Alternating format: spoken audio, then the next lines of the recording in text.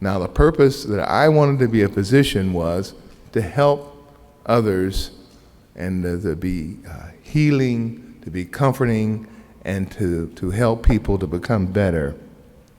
And that's what I did for almost 40 years in College Station, Texas, where headquarters for 40 Days for Life is, and where Abby Johnson walked out. Well, how did I get involved with abortion? Well, it's just like any other bad thing. It's incrementally, and it's one step at a time. The way you do it is the first thing. What's the first thing? Basically, you see it. The eyes are the window to the soul.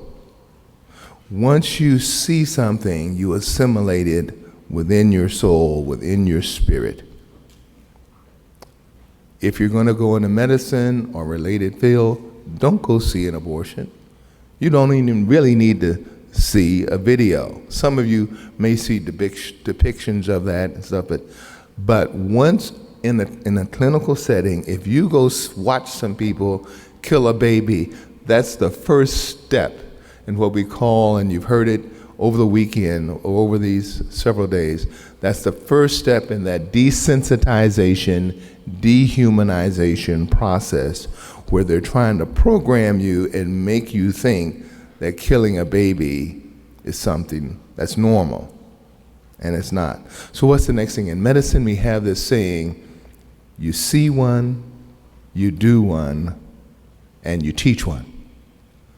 So the next thing you do, you watch. The first time I watched an abortion, and there was just, I guess the best way I could say it, it was a cerebral queasiness, so to speak. This just doesn't quite seem right, but I didn't know the Lord, and it's that incremental process of getting used to something. Just like smoking, for instance. The first time you try to smoke a cigarette, what do? You cough, because your body knows that smoke does not belong in your lungs. But all you got to do to stop from coughing is keep on smoking.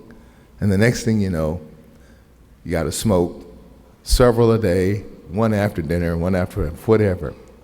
So you have this desensitization process where no longer is that human being inside the uterus a human being that deserves life, that's supposed to deserve the same life that you as a physician are called to take care of. It's just part of a procedure.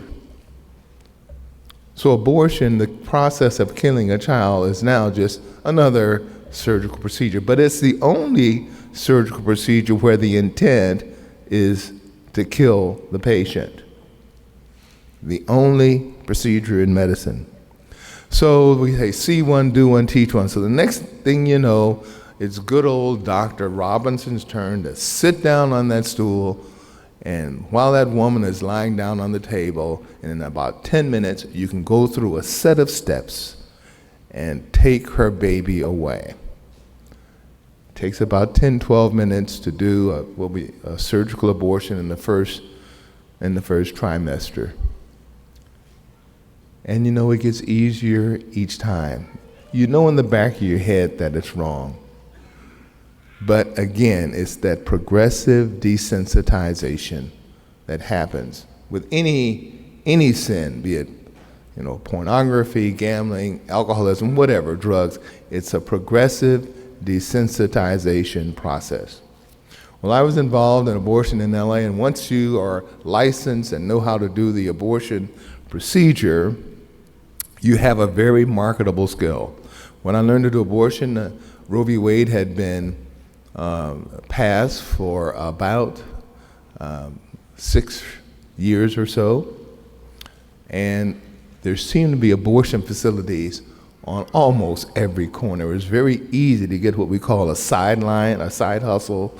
We called it moonlighting, making, at that time, several $100s per abortion. Now, at that time, $300-400 was a lot of money.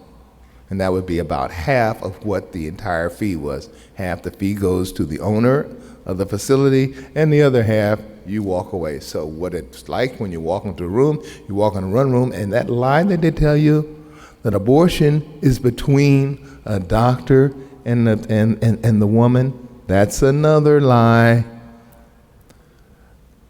Those abortionists do not meet the patient till they walk in that room, and they barely give them eye contact or tell them what their name is. Oh, I'm Dr. Robinson. I'm here to do this procedure. You sit right down. You don't give them eye contact.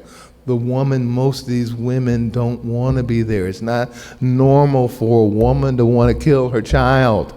But you guys know the different circumstances that have put so many of these women where they are. And you sit right down there, you do that abortion. And the way it's set up, you don't want to waste the doctor's time. You got to keep this machine moving. You always have, in an abortion facility, in a killing center, you always have at least 2 rooms, so that when the doctor finishes the abortion in this room, takes off his gloves, moves on to the next facilities, the next room, next door, and then does one, and just boom, boom, boom, boom, until all the abortions are done for the day. And I didn't enjoy doing that.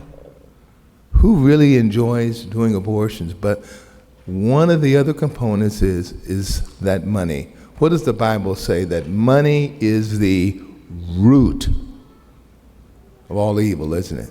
And that money kind of is the anesthesia, or part of the anesthesia, that keeps you doing that.